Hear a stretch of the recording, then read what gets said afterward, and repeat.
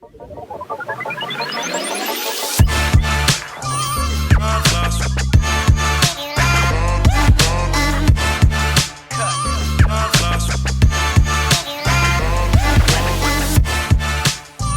back, everybody, to the Transfer Portal podcast presented by NoContextCFB. Dylan, we got one game left. TCU versus Georgia in the national championship. Who saw that coming at the start of the year? I know I certainly didn't, but been a fun season. Thank y'all for joining us. Be sure to like, comment, and subscribe. Dylan, how we doing today? Doing great, man. It's going to be a really fun weekend of football, NFL, and college. But, man, it's kind of bittersweet because it's the last weekend of college football, man. It's crazy. Yeah, it's definitely sad. But we do have a couple games left. I said a couple because we also have the FCS championship on Saturday. Sunday, yeah. Sunday. For shouting that out. Yes. But we're here to talk about TCU. So, Dylan, I want to get your instant reactions when TCU beat Michigan. What were you thinking? And that was, first of all, probably the best college football playoff game I've ever seen. Like, I think it was pretty easy to say that. And then Ohio State, Georgia definitely followed up, and it was just as good, arguably. But TCU, man, they came to play. I mean, they never trailed in that game, which is a rarity for that TCU team this year. Never trailed, never tied. Michigan did make a comeback late in the game. JJ McCarthy made some big throws, but man, overall, I think that TCU team had some big moments across the board. Obviously, the defense gave up points, but the 2 pick sixes were huge. The run game did well. Pass game had its moments. So was not really expecting TCU to really show up and show out on a big stage like that because, they were 5-7 a year ago. So much is new this year. We didn't know what to expect. And you almost expect them to fall behind early, and they never did. Yeah, I agree. I thought they did a great job of I'm not going to say controlling the whole game because that third quarter was the definition of uncontrolled. But I thought they did a great job of controlling the game. They stayed calm when Michigan, they would make a play, make a run. They wouldn't panic. The moment was never too big for them. And honestly, I remember we did our Big 12 preview. I thought TCU needed another year for this to really happen. But, I mean, shout out to them. They believed in themselves. They shut out all the doubters. Everybody was saying TCU didn't belong here. We want Bama, all that stuff. That's dead now. But, yeah, it's good for them. It's also good for the Big 12 because the Big 12 did not do well in bowl season. But nobody's going to remember that if you have a team playing for a national championship. So it's funny that you mentioned, we talked about kind of how TCU is, you didn't really think that they would be here, right? I remember you were kind of the ones who, you picked TCU to beat Oklahoma, didn't you, early on? I did. You were one of the few early believers, but we had Cincinnati last year, we have TCU this year. Is this kind of a sign that maybe the playing field is being a little leveled in college football? Yeah, and then you had Michigan that hadn't made it until last year and now has made it 2 years in a row. Obviously hasn't been to the Natty yet, but that program's in the right direction. But it's funny that we're talking about sort of like we're seeing some parity in college football, which we haven't been able to say for, it feels like, a decade and a half probably, because it's just been Nick Saban, Alabama, Dabo Swinney, Clemson, even Ohio State with Urban Meyer and Ryan Day. We've still never had a national championship without either Alabama, Ohio State, Clemson, or Georgia. I know that's being nitpicky. There's 4 teams there, but we definitely we like to see the new teams, not just in the playoff, but in the national championship. And the Big 12 team hasn't played for a national championship since Texas in 2009, as you can probably proudly remember. And so it's great to see teams not just, make it to this level, but to, prove all the doubters wrong in getting there. Because TCU was, like I said, 5-7 last year, brand new coaching staff, brought in so many transfers, the new install, you never really know what it's going to be switching to, the 3-3-5 defense and You started out with Chandler Morris at quarterback, and then you bring in Max Duggan, who had been kind of a polarizing figure at TCU for the most part up until this season. And this could have been a year where it could have been really bad for them. Had a couple kicks not gone their way, had a couple, stops been made, a couple plays away from being like an 8-4 team this year. But they just made the plays when it mattered. And I think that's the difference between a good team and a great team. And TCU is definitely a great team. And I can't wait to keep seeing different teams like that, like Cincinnati last year, TCU this year. Who knows what we're going to get next year? Yeah, I think you hit it right on the head when you said the transfers that they brought in. I think the transfer portal, in my opinion, it's leveling the playing field of the depth that some of these teams have. I remember it was a meme when I go to Alabama. They always bring out a 5-star running back who's been in college for 2 years. They're just stashing these players away, and then when it's time, they just keep rolling them on. You can't really do that now because players can transfer, they'll leave. They want to play right away. And you're kind of seeing that teams aren't as deep as they used to be. So, like you said, it's a level playing field and exciting. And you can get the quick turnarounds like USC, Washington. I know you don't really like that, but Oregon even, these teams, they can turn around really fast. And TCU they've done that, and shout out to them. They proved everybody wrong. So let's talk about the game. If you are Sonny Dykes, how do you attack or defend against the Georgia Bulldogs? In terms of attacking Georgia, I think you just have to play your game that you've been playing all season long. They do it so well throwing the ball down the field. They do it so well running the ball right at you. Kendre Miller, people don't really seem to realize Kendre Miller's a big back. Like, he's 220 pounds. Like, everybody talks about his speed, but not a lot of people talk about his power.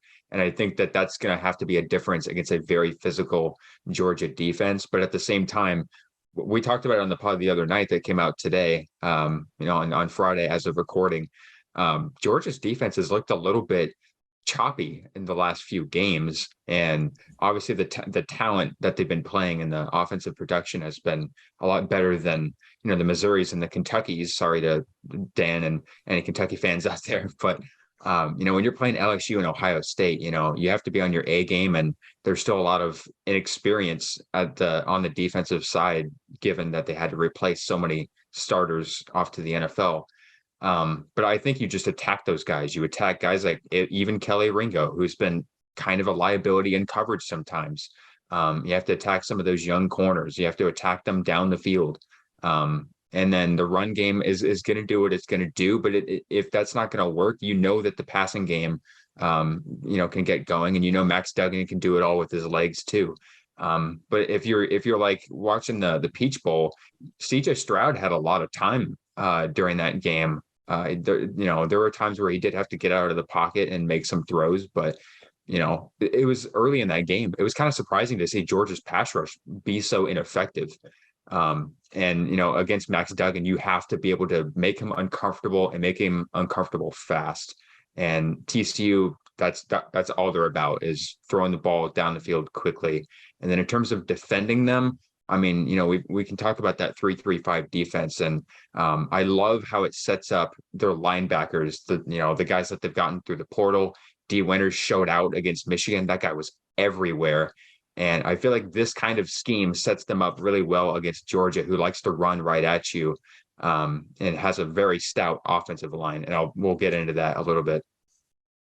Yeah, it was funny that I was watching the Georgia versus Ohio State game, and I agree. Like, Georgia's pass rush, I feel like all season they haven't really been like their front four haven't been able to create a lot of pressure.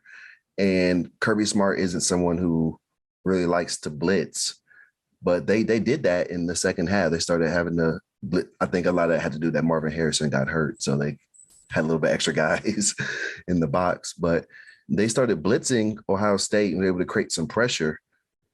And we kind of saw Michigan do that against TCU as well, and it backfired.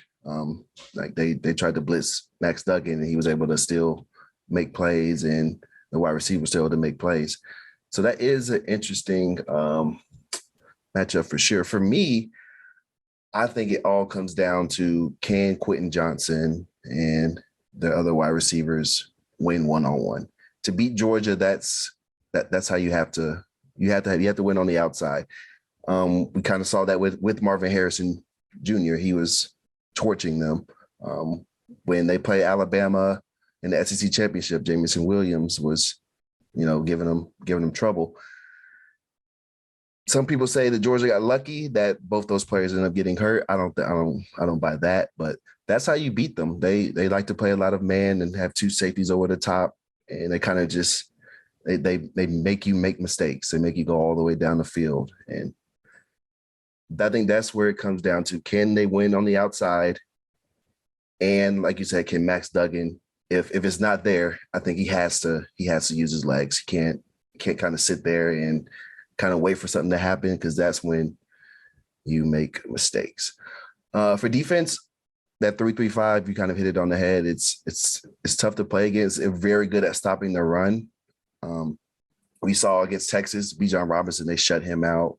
They shut out Deuce Vaughn the first game against Kansas State. They shut down Michigan's running game. And Georgia, they're a balanced offense, but they still like to run the ball. So I'm interested to see how they do that. The TCU defense is fast. I'm sure they're built on speed. If you make a mistake, they're going to be there. They jump on every loose ball, every overthrown ball. They can get there. That they're a fast team. I don't think Georgia realizes how fast they are. I think Michigan they were shell shocked to figure out how fast that team is. But I'm interested. I think that's how they attack. You got to win on the outside, and on defense, you have to play fast and capitalize on Georgia's mistakes, because every team makes mistakes. The good teams, Absolutely. the good teams capitalize on it, and they make you pay. I think that's the key. And what's really crazy is Georgia has a -2 turnover margin going into this game, which, for a team that's reigning national champs and is in the championship game again, you would not expect that at all. Their defense hasn't really forced a lot of turnovers. They just get stops on third down, and they get stops in the red zone. And I feel like if you're Max Duggan and TCU, you have to convert in the red zone, because Georgia's going to. They've been on a tear. Like, I feel like they're on a really long streak of touchdowns in the red zone. Because early in the season, that was a problem. They were settling for field goals early on in the season, and it just has not been the case recently. So red zone is going to be a huge one in this game. Yeah, we saw that with Michigan. They, in the 5-yard line, they messed around. They got 0 points twice inside the 5. I mean, I think that's it. Good teams capitalize on mistakes. Great teams make you pay, and they beat you off those mistakes. What are some key matchups that you're looking for, whether on offense or defense? Yeah, so I'm looking at this TCU defensive front against Georgia's offensive front. I know a lot of it's going to be on the flip side. People are going to be looking at Georgia's defensive front. We know that, that always is going to bring the headlines, but TCU's defensive front is so interesting because they can really mix it up, and they did it a lot against Michigan. They had the traditional 3-down linemen that they usually go with, and sometimes they can just go with an all-out blitz. And JJ McCarthy was really feeling the pressure in the first half of the game.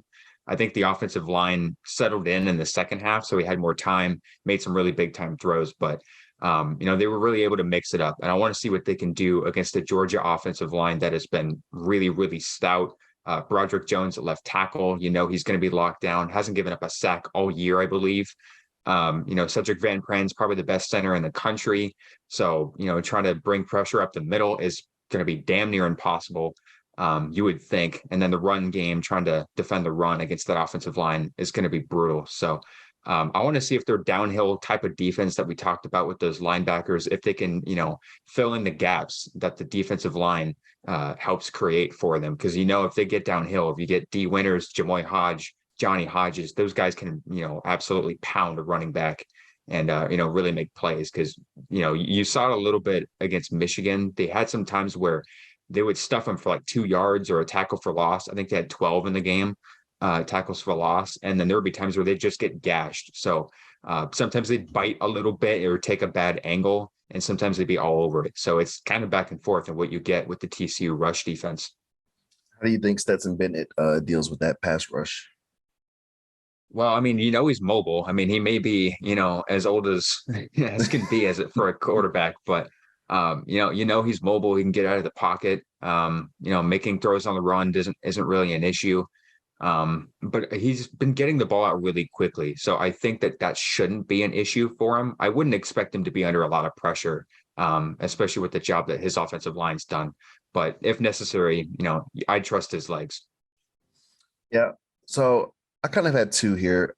Um, I agree. I think everybody's gonna be talking about the flip side. Can Georgia's D line and TCU's offensive line? How does that match up? I'm interested to see how aggressive Georgia is at rushing the passer. We know you have to get pressure on the quarterback, obviously, right? I wonder if they're gonna try and maybe contain him, because normally when from the edge, I'm talking about Williams and Carter. When you're coming from the edge, are they gonna be just kind of just keep them in the pocket, or are they gonna try and go outside, and it's gonna open up lanes? And we know Max Duggan, he's one of the best at making plays off script.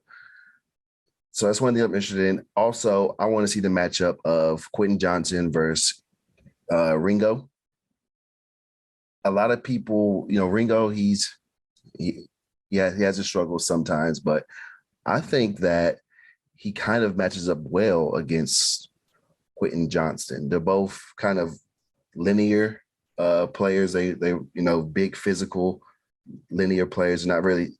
Quentin Johnson is shifty, but that's not his game. That's not really Ringo's game either. Those deep balls, Max Duggan is going to take some shots. Who's gonna win those deep balls? Because they're both with two big physical receivers, and that might be it's a fourth quarter, 3rd and 10. You got to take a shot. Who's going to come up with it?